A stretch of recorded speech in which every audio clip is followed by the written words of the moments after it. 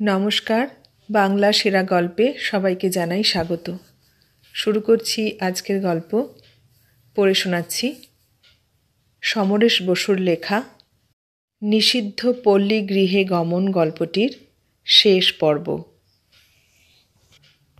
সত্যি এই প্রথম শরৎচন্দ্রের দেবদাসের উক্তি মনে পড়ল।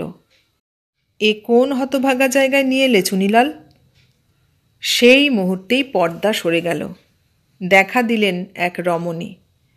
তখনও তার অবিন্যস্ত চুলে, গালে, চিবুকে জলের ফোঁটা চিকচিক করছে।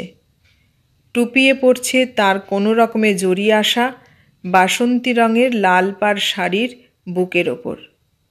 পর্দা সরাতেই এক পলকে যেটুকু দেখা যায়, তার সাদা দাঁতের ঝকঝকে হাসি, টিকলো নাক, কালো দুটি উজ্জ্বল চোখ। দীর্ঘাঙ্গী মনে হলো। পর্দা তুলেই বললেন, কি মশাই, এত ডাকাডাকি? কথাটা শেষ করলেন না। আমার দিকে চোখ পড়তেই দৃষ্টিতে তার ভূত দেখার চমক। ঝকঝকে দাঁতের শাড়ি ঢাকা পড়ে গেল তার ঈষৎ পুষ্ট ঠোঁটের আড়ালে। বলে উঠলেন, কি ধরা পড়ে গেলে? ভয় নেই, তোমার চিড়িয়া তোমার খাঁচাতেই পাঠিয়ে দেব। আচ্ছা বসুন, আমি একটু কিন্তু তৈরি হয়ে আসি। বলেই দরজার মূর্তি অদৃশ্য হয়ে গেলেন। আমার দিকে দ এবং বি খুব তীক্ষ্ণ চোখে তাকিয়ে দেখছিলেন। দ আমার হাঁটুতে খোঁচা দিয়ে বললেন, কি ধরা তো পড়ে গেলে, এর পরেও চেপে যাবে ভাবছ? হেসে জিজ্ঞেস করলাম, ধরাটা কীরকম পড়লাম? কেন? দি তোমার দিকে তাকিয়েই যেমন চমকে উঠল, তাতেই প্রমাণ ও তোমাকে ভালোই চেনে। বি জোর দিয়ে বললেন। বললাম, কিন্তু আমাকেও কি চমকাতে দেখেছ? তুমি তো গুরু লোক হে। সু আমার হাঁটুতে চাপড় মেরে বললেন, এত সহজে যদি ধরা দেবে তাহলে তুমি আর সমরেশ বসু কেন? কি রে দ বল? দ এবার চিন্তিত মুখে বললেন, আমি সমরেশের দিকে লক্ষ্য রেখেছিলাম। ও কিন্তু অবাক চোখেই দিয়ের দিকে তাকিয়েছিল। মুখ দেখে মনে হচ্ছিল মেয়েটাকে ও কোনোদিন দেখেনি। রাখো সব কথা। সু হাঁকলেন, রতন একটা গেলাস বেশি দিস। হরি শোন। সেই ভৃত্যগোছের লোকটি ঘরে ঢুকল। সু পকেট থেকে মানিব্যাগ বের করে টাকা দিয়ে বললেন, শিগগির চাচার দোকানে যাও, 12টা চিকেন কাটলেট আনবে, আর মিত্র কাফে থেকে 6টা মাটন গ্রিল। দৌড়ে যাও, ওসব দোকানের মাল পড়ে থাকে না। হরি টাকা নিয়ে বেরিয়ে গেল। সু বললেন, আজ অনেক দিনের একটা স্বাদ মিটবে। আমার তাহলে আজ নতুন কিছু পাওনা হবে? রতন সুয়ের গা ঘেঁষে বসলেন। মুখে হাসি, চোখের চাহনি বাঁকা। সু বললেন, পাবি, তোর তো রোজই কিছু পাওনা থাকে। রতন ইতিমধ্যে আমাদের সামনে গদির ওপরে রেখেছেন 2টো ট্রে। ট্রের ওপরে 6টি কাঁচের গেলাস, কাঁচের জাগ জলপূর্ণ। সু একটা হুইস্কির বোতল তুলে খুলতে গিয়ে থমকে গেলেন। না, আজ বোতল খুলবে দি, ঢেলেও দেবে সেই। আজ সমরেশ আর দিয়ের দিন। দিয়ের দিন কিনা জানি না, তবে 1965 সালের আগস্ট মাসের এই দিনটি একটি দিন বটে। রতনবাইয়ের ঘর পর্যন্ত এসে পৌঁছেছি। এরপরে কপালে কি আছে জানি না। দি পর্দা সরিয়ে বললেন, আসতে পারি? পারি মানে? সু যেন হুমকে উঠলেন, তোমার অপেক্ষায় সবাই বসে আছি, এসো, তুমি আজ আমার পাশে বসবে, সেই রকম কথাই কিন্তু আছে। দি তার সেই ঝকঝকে দাঁতে হেসে বললেন, কথা যখন আছে তখন নিশ্চয়ই বসব। রতন সুয়ের পাশ থেকে সরে গেলেন। আয় দি, আমার বাবুর অনেক দিনের খোয়ারি কাটবে আজ। লক্ষ্য করলাম দি আমার দিকে তাকাচ্ছেন না। সেই লাল পরা বাসন্তী রঙের শাড়ি আর বাসন্তী রঙের জামা গুছিয়ে পরে এসেছেন। তাঁর উজ্জ্বল শ্যাম মুখে প্রসাধনের ছোঁয়া নেই, সম্ভবত একটু পাউডার বুলিয়েছেন মাত্র। কানে দুটি সাদা পাথর, দুহাতে দুটি সোনার বালা, মাথার চুলে একটি বেনি, চওড়া এবং কোমর ছোঁয়া লম্বা। পরিচ্ছন্ন পা দুটিতে 2 আঙুলের উপর আঙট, বাসি আলতার দাগ। গদির ওপর উঠে বসলেন, শুয়ের পাশে। বললেন, কি ব্যাপার, শুরু করেননি এখনো? আজ তোমার দিন, শু বললেন। তুমি না এলে শুরু করতে পারি? বোতল খুলবে তুমি, ঢেলে দেবে তুমি, আমাদের হাতে হাতে তুলে দেবে তুমি। দি হেসে বললেন, বেশ, আপনার বন্ধুদের সঙ্গে পরিচয় করিয়ে দেবেন না? নিশ্চয়। শু প্রথমে দ এবং বিয়ের সঙ্গে পরিচয় করিয়ে দিলেন। নমস্কার বিনিময়ের পর আমার সঙ্গে পরিচয় করিয়ে দেবার আগে বললেন, এর সঙ্গেও কি? দি মাথা নাড়লেন, দরকার হবে না। একটু কি গম্ভীর হলেন?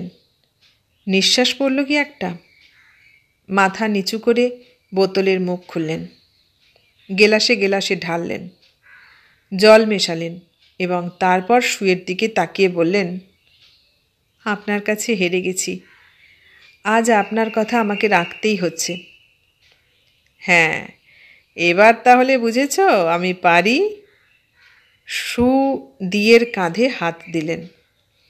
দি আলতোভাবে শুয়ের হাত কাঁধ থেকে নামিয়ে দিলেন। সত্যি বিশ্বাস করতে পারিনি এই কাজ আপনি পারবেন। তিনি প্রথমে গেলাস তুলে দিতে গেলেন শুয়ের হাতে। আমাকে আগে নয়, সমরেশকে। শু আঙুল তুলে আমাকে দেখালেন। দি আমার দিকে তাকালেন। তার ডাগর কালো চোখে কৌতূহলিত বিস্ময় এবং স্বরে একটা হতাশা। আপনি সত্যি এলেন? ভাবতে পারছি নে। আগে এ জায়গায় এসেছেন নাকি? না, মাথা নাড়লাম। আসতে হলো ওর কয়েকটা কথা শুনে। শুকে দেখালাম। দি আবার জিজ্ঞেস করলেন, আপনি কি এই ছাইভস্য খান নাকি? অল্প স্বল্প বিশেষ অকেশনে, জবাব দিলাম এবং মনে মনে অবাক হলাম। এ পল্লীর 12 রামাদের কাছে এ দ্রব্য ছাইভস্য নাকি? আমার তো ধারণা নিষিদ্ধ পল্লীতে এ দ্রব্যের একটি অনিবার্য ভূমিকা আছে। দি এবার তার নিঃশ্বাস গোপন করলেন না। আমার দিকে গেলাস বাড়িয়ে দিয়ে বললেন, আশ্চর্য হবার কিছু নেই। নিজেকে দিয়েই তো বুঝি মানুষ কত বদলে যায়। দেখো মেয়ে, এত ধর্ম কথা শুনিও না, শু হুমকে ওঠার মতো করে বললেন। আমার গলা শুকিয়ে কাঠ হয়ে যাচ্ছে, দাও আগে গলা ভেজাই। আমি দিয়ের হাত থেকে গেলাস নিয়ে আবার ট্রের ওপরেই রাখলাম। দি সকলের হাতে হাতে গেলাস তুলে দিলেন। শুয়ের কথায় আমাদের সবাইকে গেলাস তুলে একসঙ্গে চুমুক দিতে হলো। দি আমাকে বললেন, আপনি কি জানেন আমি কেন সুবাবুর কাছে হেরে গেছি? আমি বলছি, শু বললেন। সমরেশকে প্রথমেই বলেছি সে তোমার কাছে আসে, অস্বীকার করল। এখন অবশ্য বিশ্বাস করতেই হচ্ছে না, কি বলিস তোরা? দ আর বি মাথা ঝাঁকিয়ে সায় দিলেন। শু আবার বললেন, তারপরে তোমার সঙ্গে কথা হলো প্রমাণ করার জন্য সমরেশকে এখানে নিয়ে আসব। তুমি চ্যালেঞ্জ করলে কিছুতেই আনতে পারবেন না, পারলে আপনার সঙ্গে বসে খাবো। তোমার ডাঁট আমি ভেঙে দিয়েছি। দির হাসিটা একটু ম্লান। তা দিয়েছেন। আমি বিশ্বাস করতে পারিনি আপনি ওকে এসব জায়গায় নিয়ে আসতে পারবেন। দি আমার দিকে তাকালেন। কেন এলেন? বাড়িতে গিয়ে বলতে পারবেন? আমি হেসে দৃঢ় স্বরে বললাম, নিশ্চয়ই পারব। আমি তো কোনো তাড়না নিয়ে আসিনি, আমি কোনো চ্যালেঞ্জের মোকাবিলা করতেও আসিনি। আমি এসেছি একটা বিশেষ কৌতূহল নিয়ে। আপনিই তার কারণ। হ্যাঁ, আমরা এবার সেটা শুনতে চাই। নড়ে চড়ে বসলেন। কাণ্ডটা মাঠান আপনিই বাঁধিয়েছেন। আমরা আমাদের বন্ধুকে অবিশ্বাস করেছিলাম। এখন একটু খোলসা করে বলুন তো, ওসব গৌরীদি টৌরিদির ব্যাপার কি? তাকালেন আমার দিকে। এখন তার মুখে চোখে রহস্যের হাসি। জিজ্ঞেস করলেন, গৌরীদি, বুলবুল, বাচ্চুরা সব ভালো? তারপরে আর কোনো ছেলে মেয়ে হয়েছে কি না আমার জানা নেই। সবাই ভালো। আমি মনের বিস্ময় দমন করে বললাম, আরও হয়েছে 2টি, একটি ছেলে একটি মেয়ে। কিন্তু আপনি আমার পরিবারের খবর পেলেন কোথা থেকে?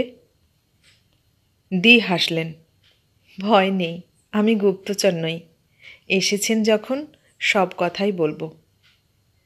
ইতিমধ্যে তার গেলাসটি সরিয়ে রেখেছেন।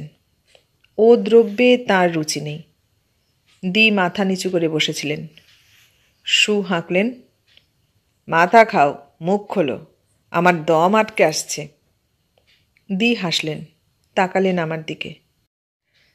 আপনি আতপুরের তরফদার পাড়ায় তরফদারদেরই একটি বাড়ির একতলায় ভাড়া ছিলেন, মনে আছে? নিশ্চয়ই আছে, সে কথা ভুলব কেমন করে? আমি বললাম। বললেন, আমার এখনও পরিষ্কার মনে আছে, আপনি আর গৌরীদি সামান্য 2-1টা জিনিস নিয়ে সেই বাড়িতে ভাড়া এলেন। আপনার তখনও ভালো করে গোঁফ গজায়নি। বলতে বলতে মুখে আঁচল চেপে হেসে উঠলেন। কিছু মনে করবেন না। পাড়ার বড়রা আপনাদের নিয়ে নানান আলোচনা করতেন। আপনি তখন ইছাপুর রাইফেল ফ্যাক্টরিতে চাকরি করেন। ভোরবেলা নেয়ে খেয়ে হাফ প্যান্টের সঙ্গে শার্ট গুঁজে পরে স্টেশনের দিকে দৌড় দিতেন। সবই আমার স্পষ্ট মনে আছে। আপনি? মাথা ঝাঁকিয়ে বললেন, বলছি। আপনি জানতে চাইছেন আমি সেসব দেখলাম কেমন করে? তখন আমার বয়স 5-এর বেশি নয়। আপনার বাড়ির উত্তরে পাশের বাড়ির মালিকের নাম মনে আছে? আছে, হরিহর বিশ্বাস। এটার সত্য নাম লিখলাম না। তারা সদ্গো। ছেলের নাম নরহরি, আসল নাম নয়। আমাদের বন্ধু ছিল। মাথা ঝাঁকিয়ে বললেন, ঠিক, আমি নরহরির মাস্তুতো বোন। যে সময়ের কথা বলছি সে সময়ে আমি আমার বিধবা মা আর একটি ছোট ভাই, পুরোটা মনে পড়ছে না। মেসোমশাই হরিহর বিশ্বাসের গলগ্রহ হয়েছিলাম। আমার বাবার বাড়ি চন্দননগরে। বাবাও ইছাপুর রাইফেল ফ্যাক্টরিতে চাকরি করতেন। অল্প বয়সে মারা যান। চন্দননগরের বাড়িতে আমার মায়ের পক্ষে টিকে থাকা সম্ভব ছিল না, কারণ আমার কাকা। আমার মায়ের নাম প্রিয়বালা। যথার্থ নাম লিখলাম না। আমার মাকে গৌরীদি, প্রিয়দি বলে ডাকতেন। কিন্তু গৌরীদিকে আমি চপলা, নরহরির বোন, আসল নাম লিখলাম না, গৌরীদি বলেই ডাকতাম। কিন্তু আমি তো কখনো আপনাকে দেখেছি বলে মনে করতে পারি না। ভ্রুকুটে অবাক চোখে তাকিয়ে বললাম। অথচ অচলাকে মনে আছে। কালোর ওপরে দেখতে বেশ ভালো ছিল। এক পিঠ কালো কোঁকড়ানো চুল। এবার একটু চোখের তারায় ঝিলিক দিয়ে হাসলেন। 4-5 বছরের অচলাকে আপনার মনে নেই। চোখে পড়ার মতো বয়স আর চেহারা যখন হয়েছিল তখনকার চেহারা মনে আছে। ঠিক বলছি? হ্যাঁ, স্বীকার করতে হলো, কারণ অচলার দূরে শাড়ি পরা কিশোরী চেহারাই আমার মনে আছে। হাসলেন। ওই বয়সে আমাকে দেখলে হয়তো মনে রাখতে পারতেন, তার জন্য দোষ দিচ্ছি নে। আর আমাকে দেখলেও আপনার মনে থাকবার কথা নয়। আমার মেসোমশাই লোক খারাপ ছিলেন না, কৃপণ ছিলেন। আমি সারাদিনই প্রায় গোবর কুড়িয়ে বেড়াতাম। আমি আর মা ঘুঁটে দিতাম। সেই ঘুঁটে বিক্রির পয়সাটা মায়ের আয় ছিল। গৌরীদি আমাদের কাছ থেকেই ঘুঁটে কিনতেন। আমি নিজে গৌরীদিকে ঘুঁটে দিয়ে আসতাম। আপনি তো সারাদিন ফ্যাক্টরিতে। ভোরবেলা গিয়ে সন্ধ্যায় ফিরতেন ওভারটাইম করে। তখন যুদ্ধের সময়। দিনের বেলায় গৌরীদির ফাই ফরমায়েশও কিছু খাটতাম, বিশেষ করে দোকানে যাওয়া, বদলে একটু চা মুড়ি বা যা হোক কিছু পেতাম। দি চুপ করলেন। আমি তার মুখের দিকে তাকিয়েছিলাম। তার সরস হাসি আবার ম্লান হয়ে আসছিল। আমার সামনে এক 27 বছর বয়সের স্বাস্থ্যবতী উজ্জ্বল চেহারার বারবধূ বসে আছেন। আমি তার 5 বছর বয়সের সেই ঘুঁটে কুড়ানির মেয়ের চেহারাটা কল্পনা করার চেষ্টা করছি। তিনি যে সত্যি কথা বলছিলেন সে বিষয়ে আমার কোনো সন্দেহ ছিল না। এই রমণী 5 বছর বয়সে আমার সেই একটি ঘরের সংসারে আমার স্ত্রীর কাছে যেতেন, ফাই ফরমায়েশ খাটতেন, চা মুড়ি খেতেন। তারপর কোন পথ ঘুরে তিনি আজ এই নিষিদ্ধ পল্লীতে এসেছেন? সকলেই দীর কথা শুনছিলেন। বললেন, নাটক নভেল তাহলে একেবারে মিথ্যে নয়, অথবা তার থেকেও বেশি। যতদূর মনে পড়ছে ইংরেজির অধ্যাপক ছিলেন। আমি দিকে জিজ্ঞেস করলাম, তারপর দি যেন একটু অন্যমনস্ক হয়ে পড়েছিলেন। আমার দিকে তাকিয়ে একটু হাসলেন। তারপর আপনি ভোরবেলা ফ্যাক্টরিতে চলে গেছেন। গৌরীদির ব্যথা উঠেছিল। আপনাদের সঙ্গে একই বাড়িতে ভাড়া থাকতো অমরবাবু, আসল নাম নয়। রিকশায় করে গৌরীদিকে নিয়ে চলে গেলেন ইছাপুর নর্থল্যান্ড হসপিটালে। 7 দিন বাদে ফিরে এসেছিলেন কোলে বুলবুল। বুলবুল আমার থেকে 5 বছরের ছোট। ও এখন কি করছে? বললাম, ও তো ছিল শান্তিনিকেতনের সঙ্গীত ভবনে, কোর্স শেষ করেনি। গত বছর বুলবুলের বিয়ে হয়ে গেছে। বুলবুলের বিয়ে হয়ে গেছে? দিয়ের চোখে বিস্মিত হাসির ঝিলিক। কোথায় বিয়ে হয়েছে? বর কেমন হয়েছে? কী নাম? আমি দির উৎসাহ খুশি দেখে তেমন আনন্দ বোধ করতে পারলাম না। নিষিদ্ধ পল্লীর এক 27 বছরের বারোরামা কোন ভাগ্য নিয়ে আজ এখানে এসেছে জানি না। সে আমার কন্যার বিয়ের কথায় উৎফুল্ল, যেন গৃহস্থের মেয়ের মতোই। বললাম, ছেলে ভাটপাড়ার, আমাদের চেনাশোনা বাড়ির ছেলে, নাম বিজন ভট্টাচার্য। বুলবুল তাহলে এখন ভরচাজ? দি আবার একটু অন্যমনস্ক হলেন এবং মুহূর্ত পরেই আবার হাসলেন। তারপর মনে আছে সেদিন দোল পূর্ণিমা।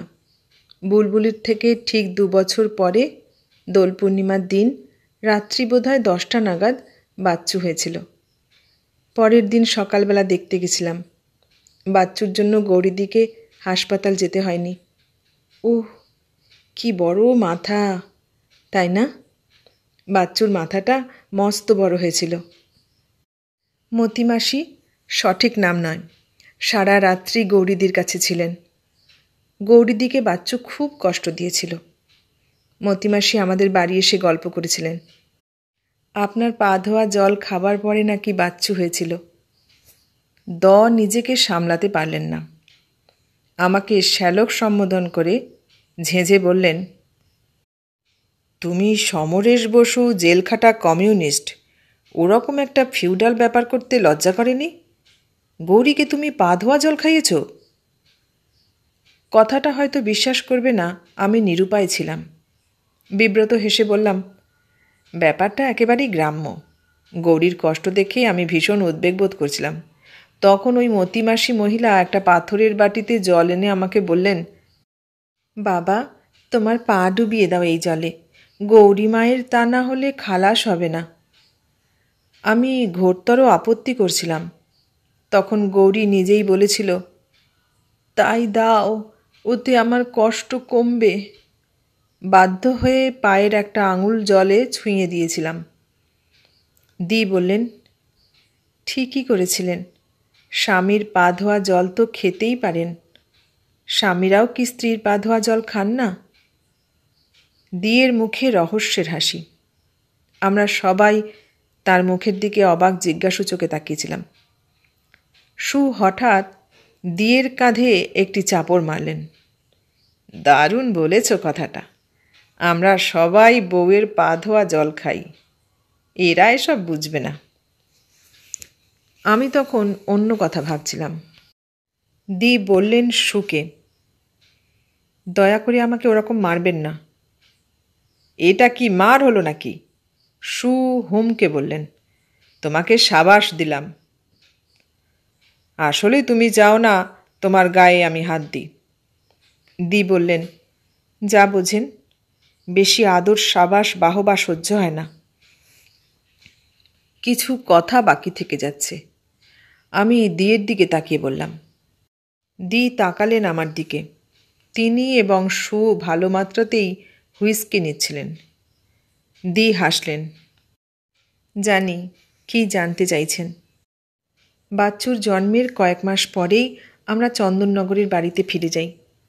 বাড়ির অংশ দখলের যে বাধা ছিল তা কেটে গেছিল। সেটা একদিক থেকে সুখের বিষয়, আর এক দিক থেকে চরম সর্বনাশেরও বিষয়। আপনার হয়তো আমার মাকে মনে নেই। আমার মায়ের তখনও চেহারা স্বাস্থ্য খুব ভালো ছিল। দি চুপ করলেন। ইতিমধ্যে হরি খাবার নিয়ে ঘরে ঢুকল। রতন সব খাবার একটা বড় প্লেটে সাজিয়ে আমাদের সামনে রাখলেন। বি তৎক্ষণাৎ তার সদ্ব্যবহার শুরু করে দিলেন। দি এমন জায়গায় এসে চুপ করেছিলেন, দ সু এবং আমি তার মুখের দিকে সাগ্রহ জিজ্ঞাসু চোখে তাকিয়েছিলাম। দিয়ের মুখে রক্তচ্ছটা, চোখের দৃষ্টিতে অন্যমনস্কতা। আমি বললাম,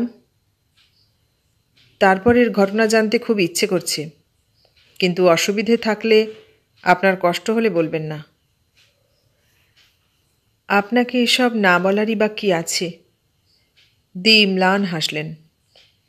আপনাকে এই কারণেই আরও বলবো যেন আপনি গৌরীদিকে সব ঘটনা বলেন।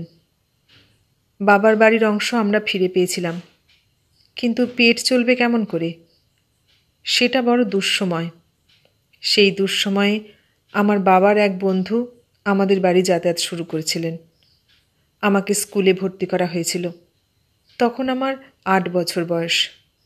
বাবার বন্ধুই আমাদের সংসার চালাতেন। তিনি আমাদের বাড়িতে দরজা বন্ধ করে রোজ রাত্রে মদ খেতেন। মা তার সঙ্গে থাকতেন। কোনো কোনো দিন তিনি রাত্রেও আমাদের বাড়িতে থাকতেন। মায়ের আচার আচরণ দিন দিন বদলে যাচ্ছিল।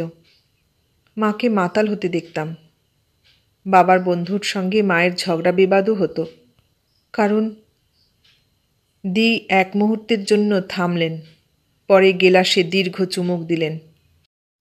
কারণ বাবার বন্ধু ছাড়াও মায়ের আরও পুরুষ বন্ধু জুটেছিল। ঘটনা ঘটেছিল সব আমার চোখের সামনে। আমি সবই বুঝতে পারতাম। ক্লাস 6-এ যখন পড়ি, তখন আমার 12 বছর বয়স। এক রবিবারে আমি মায়ের সঙ্গে ঝগড়া করলাম। মনে আছে, মাকে বলেছিলাম, তুমি কি আরম্ভ করেছ মা? আমার চুলের মুঠি ধরে খুব কষে মেরেছিলেন। বলেছিলেন, মুখপুরি, আরম্ভ করেছি বলে এখনো পেটে খেয়ে বেঁচে আছিস, বেনি দুলিয়ে স্কুলে যাচ্ছিস। কথাটা তো মা মিথ্যে বলেননি। দেখলাম দিয়ের আরক্ত চোখের কোণে জলের বিন্দু চিকচিক করছে। মদের গেলাস তুলে চুমুক দিলেন। বি তাঁর বড় বড় চোখে তাকিয়ে সবই দেখছেন, কিন্তু মুখ চলছে সমানে। 2 কাটলেট, একটি মাটন গ্রিল গোটা। আমি আর গেলাসে হাত দিতে ভুলে গিয়েছি। সুর ফর্সা মুখ দ্রব্যগুণে টকটকে লাল হয়ে উঠেছে। দি তার চোখের কোণ হাত দিয়ে মুছে আবার বললেন, মা তো কিছু মিথ্যে বলেননি। আমাদের কে ছিল? কেউ না। মা একটা কাজ করতে পারতেন। আমাদের বাড়ির অংশ বিক্রি করে দিয়ে আতপুরে মেসোমশাইয়ের বাড়িতে গিয়ে থাকতে পারতেন। কিন্তু সেই তো আবার গলগ্রহ হওয়া। তাছাড়া মা স্বাধীন জীবন ভোগ করতে চাইছিলেন। বাধা দেবার কেউ ছিল না। দিতে হলে ভাগ নিতে হতো। তিনি থামলেন, কিন্তু তার সেই কালো আয়ত চোখ শুকনো রাখতে পারছিলেন না। হঠাৎ হাসলেন। বুলবুলের বিয়ে হয়ে গেছে শুনে সত্যি বড় ভালো লাগছে। সেই মুহূর্তে সেই কথাটা কেন বললেন?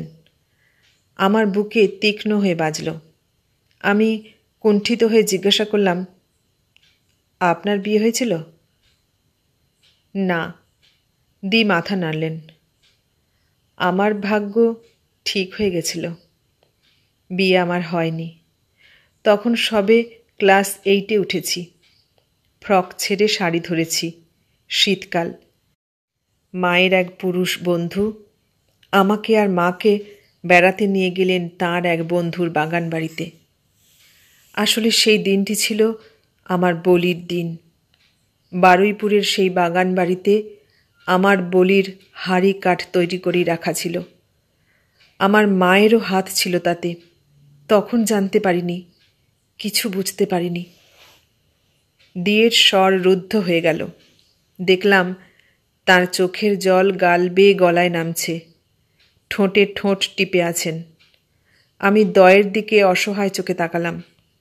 দ কিন্তু মাথা নিচু করে বসেছিলেন। বিয়ের মুখ ভর্তি খাবার, এবং সেই অবস্থায় তার চোখের কোণ ভিজে উঠেছে। তিনি ঢকঢক করে তার গেলাস শেষ করে ফেললেন। তার টকটকে ফর্সা মুখ আগুনের মতো লাল দেখাচ্ছিল।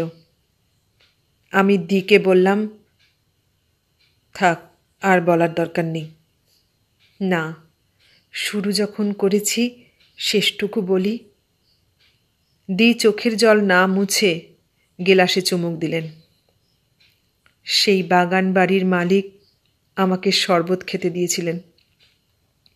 দোতলার সেই ঘর আমি কোনো দিন ভুলতে পারিনি। লোকটার বয়স 60-এর কম নয়। পুরুষকে এমন খারাপ চেহারায় কখনো দেখিনি। না, আজ পর্যন্ত না। আমার এই সোনাগাছির জীবনেও সেই লোকটা আমাকে সত্যি বলে দিয়েছিল, রক্তাক্ত করেছিল।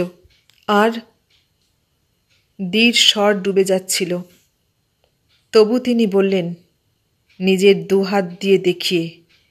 সেবার সে আমার দুহাত ভরিয়ে দিয়েছিল অনেক দামি উপহারে, ঘড়ি, সোনার হার, টাকা। দিয়ের গলা একেবারে রুদ্ধ হলো।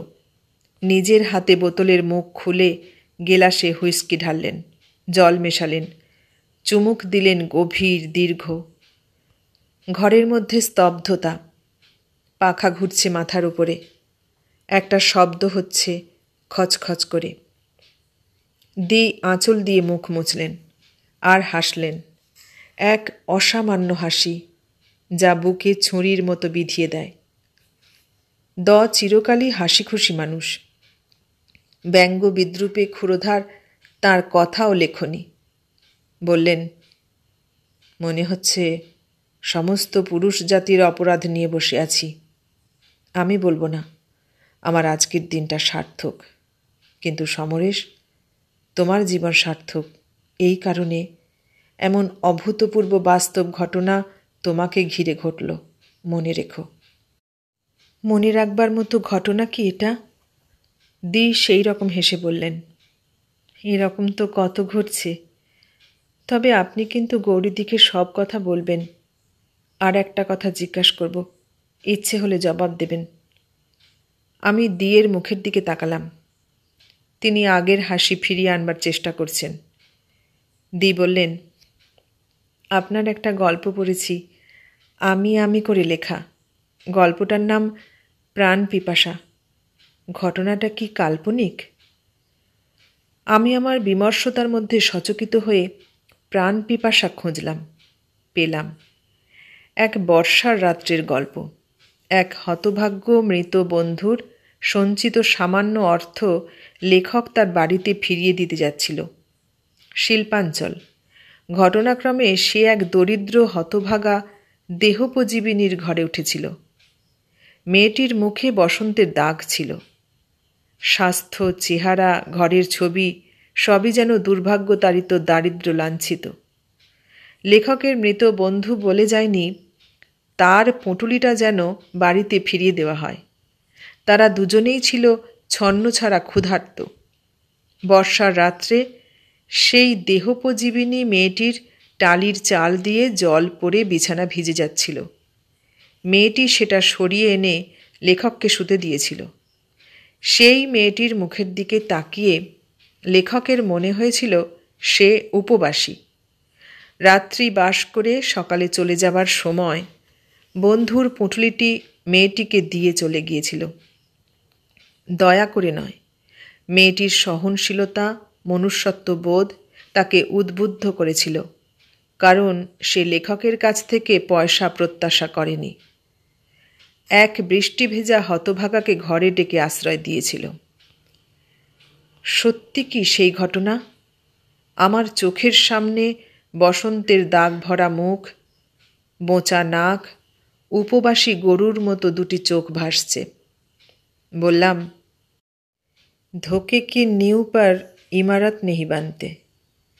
সত্যের একটা ভিত ছিল, হয়তো তাকে আমি একটু বেশি মহৎ করে ফেলেছি, আর সবই প্রায় সত্যি। গল্পটা পড়তে পড়তে আপনার মুখ মনে পড়ছিল। দি বলল, আমি কিন্তু প্রথমে ভাবতেই পারিনি আতপুরের সেই গৌরীদির বর সমরেশ বসু, আজকের লেখক সমরেশ বসু। পরে একটা সিনেমার কাগজে আপনার ছবি দেখে বিশ্বাস হয়েছিল আপনিই সে। আপনার সঙ্গে দেখা হবে কখনো ভাবিনি।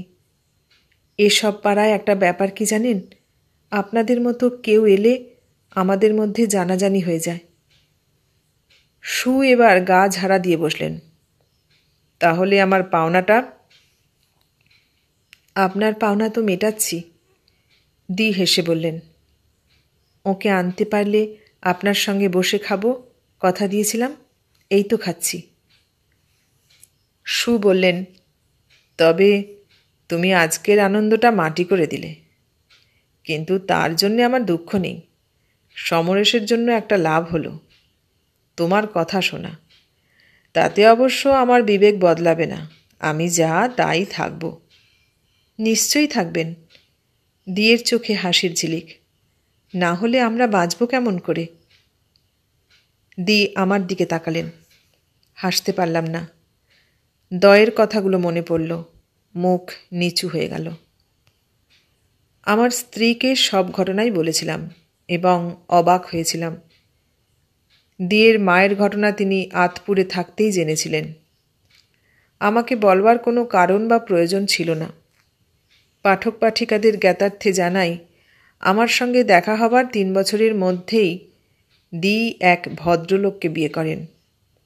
দক্ষিণ কলকাতার অভিজাত অঞ্চলে একটি বাড়ি কিনেছেন, সেখানেই থাকেন। কোনো একটি ক্লাবে দিয়ের স্বামীর সঙ্গে আমার দেখা হয়েছিল। তিনি নিজে যেচেই আমাকে ঘটনাটি বলেছিলেন। তারও কারণ ছিল। দি তাঁর স্বামীকে আমাকে বলতে বলেছিলেন। এতক্ষণ শুনলে নিষিদ্ধ পল্লীগৃহে গমন গল্পটির শেষ পর্ব। কেমন লাগলো গল্পটা? ভালো লাগলে লাইক, কমেন্ট, শেয়ার করো। আর নতুন বন্ধু হলে সাবস্ক্রাইব করার অনুরোধ রইল। সবাইকে অনেক ধন্যবাদ জানিয়ে আজ এখানেই শেষ করলাম।